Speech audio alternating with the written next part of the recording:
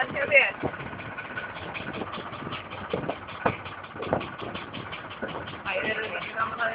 Nú, það er fyrst til að taka að það er uppi áföldum aldurinn á byggjum 11 miljón ára gömul eða ég er kannski ekki nema 9.000 ára gömul. Annan verð náttúrulega mikið í milli en þessi 9.000 ára kenning hún er komið frá jarðvísindamönnum sem að þykist geta lesið það út úr Stuðlabergi sem Andringur Lárétti leti hérna utan í eyjunni að eyjan hafi komið upp í gríðarlega miklu eldgos á að hafa átt sér stað fyrir 9.000 árum í fjalli sem að Guðvera mitt á milli Svarfaðardals sem er þarna handan við Nesið og Hörgárdals.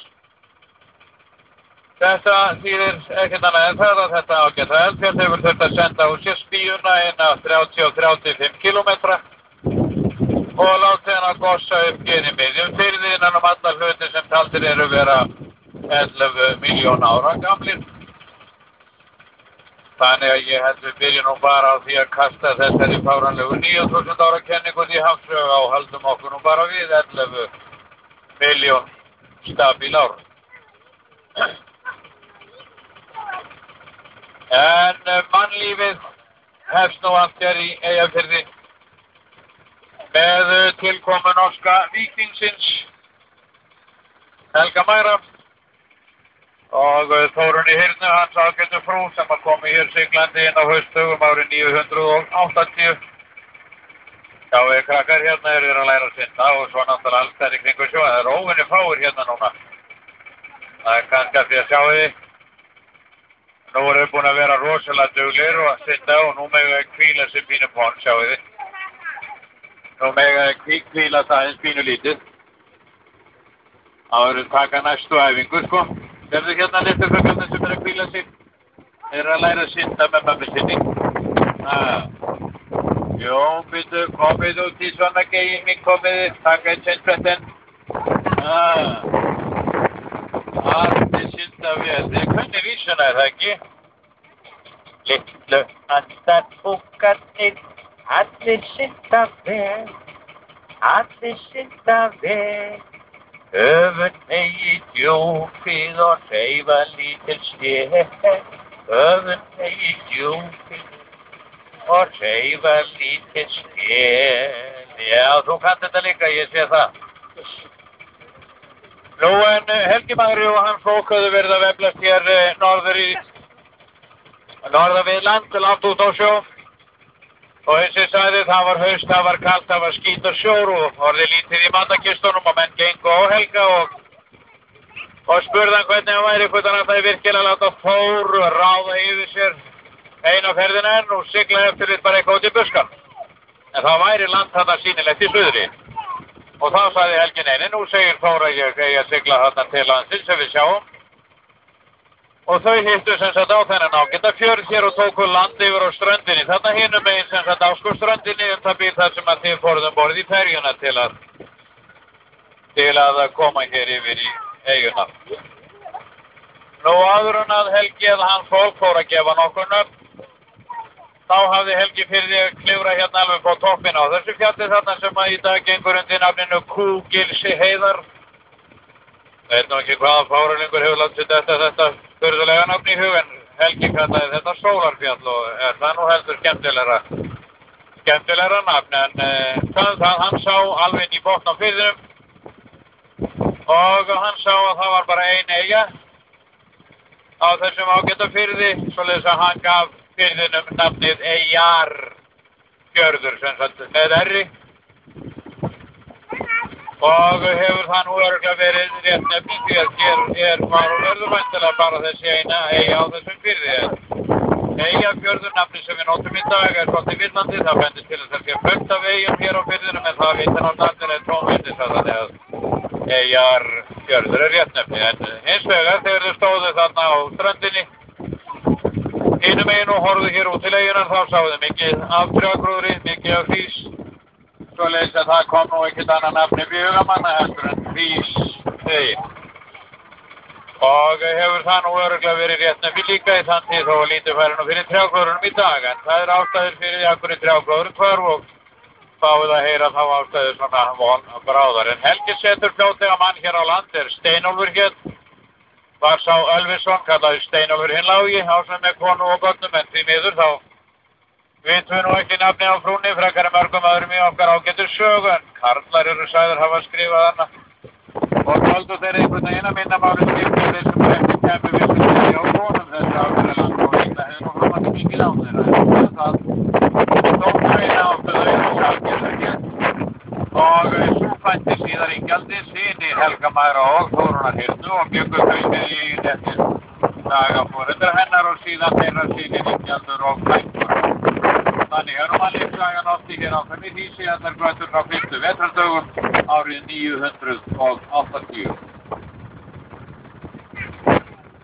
Nú eyjan varð fjölbíl strax og fyrstu 5 bæjarönnefni sem að þekkt eru hér á eyjunni Ystibær sem inn í miðjuþorp í dag og förum við þar framhjá eftir miðbær sem hérna út í miðbæjarlandi norður á flugvellinum, Ystibær sem út í Ystbæjarlandi, Ystibær á eyjunni, Hvatarstaðir sem að voru austan til í eyjunni, reyndar eini bær sem verið hefur austan til. En 1402 þegar svartidauði gengur yfir Ísland og þá fara menn nú ekkert varhlut af því hér í eyjunni frekar en annar staðar og lagðist byggðin af allt mestu en allt byggðist upp aftur en aldrei aftur þarna austur af Hvatastöðum. Þannig að þær eru bara bæjarpróftir frá 1402. Fyrsta nafni sem ég nefni Saltnes og það beint af augum. En áður við förum fram hjá Saltnesinu, þá förum við fram hjá Kirkjugarði sem hér í eyjunni síðan 1921. En það var Svanhildur Jörundsdóttir Jónssonar eða Hákarla Jörundar sem að flutti með manni sínum Páli Bersinni frá Svarfaðardal og hingaði yfir með 11 börn. Og þegar þau fóru að byggja myndalega húsi sem að stendur þarna Svistabæjarhólnum í dag, að þá hrúaðist upp svo mikið á mannabeinum, hausgúfur, leggir og skeljar og voru böndin að leika sér að legga úr skeli í orðsins fyrstu merkingu, þó það verður kannski ekki alveg rétt í leggurinn að rétta skelin, að þá fannst henni nú ástæða til þess að þeir gerður víður reitur í eyjuna, en Hýseyingar, þeir tilhyrðu sókninni þarna yfir á strandinni hinum eins, þess að stærri Árskógssókn, og voru allir jarðsendir þar, en í hólinn hafði verið jarðsendir þeir sem að ekki tilhyrðu sókninni eins og förmenn eða sæfarendur sem að áttu leikir og var það á að deyja hér í eyjunni. Og útskýrði það náttúrulega beina hraunleys sem að þess kom þarna þegar fóru að grafa grunninn af húsinu. En fyrsta manneskja sem jarðsend hér í þessum Kirkjugarði var Margrét, önnur eiginkona Hákarla Jörundar og Stjúpa Svanhildar.